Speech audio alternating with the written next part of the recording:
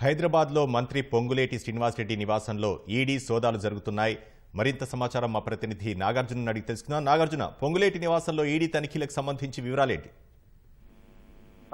రాష్ట్ర మంత్రి పొంగులేటి శ్రీనివాసరెడ్డి ఇంట్లో ఉదయం నుంచి ఈడీ సోదాలు కొనసాగుతున్నాయి. ఉదయం తెల్లవారుజాము నుంచి పలు బృందంగా విడిపోయినటువంటి ఈడీ టీమ్స్ అన్ని ఈడీ అధికారులు సోదాలు నిర్వహిస్తున్నారు. జూబ్లీహిల్స్ లోని నివాసంతో పాటు అతని కుమార్తె ఆమెతో పాటుగా ఇతర బంధువుల ఇళ్లలోనూ ఏకకాలంలో సోదాలు నిర్వహిస్తున్నారు. మరోవైపు హిమాయత్ నగర్ వద్ద ఉన్నటువంటి ఆయన ఫామ్ హౌస్ లో కూడా ఈడీ సోదాలు కొనసాగుతున్నాయి. ప్రస్తుతం ఈడీ అధికారులు ఢిల్లీ నుంచి వచ్చినటువంటి ప్రత్యేక ఈడీ బృందం ఈ సోదాలు చేసినట్టుగా తెలుస్తుంది.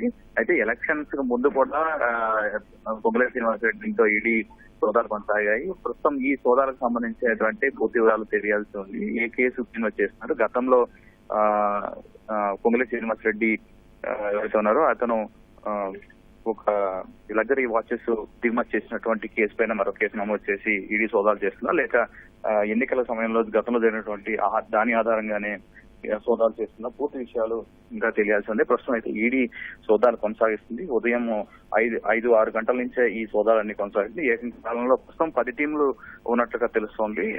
ప్రస్తుతం జూబ్లీ హిల్స్ తో పాటుగా హిమాయత్ సాగర్ వద్ద ఉన్నటువంటి ఫామ్ హౌస్, జూబ్లీ హిల్స్ లోనే ఉన్నటువంటి ఆమె కుమార్తె నివాసం, ఇతర బంధువుల ఇళ్లలోనూ ప్రస్తుతం ఈడీ సోదాలు కొనసాగుతున్నాయి. దీనికి సంబంధించినటువంటి సోదాలు ఏ కేసు పైన చేస్తున్నారని పూర్తి ఇంకా వివరాలు తెలియాల్సి ఉంది.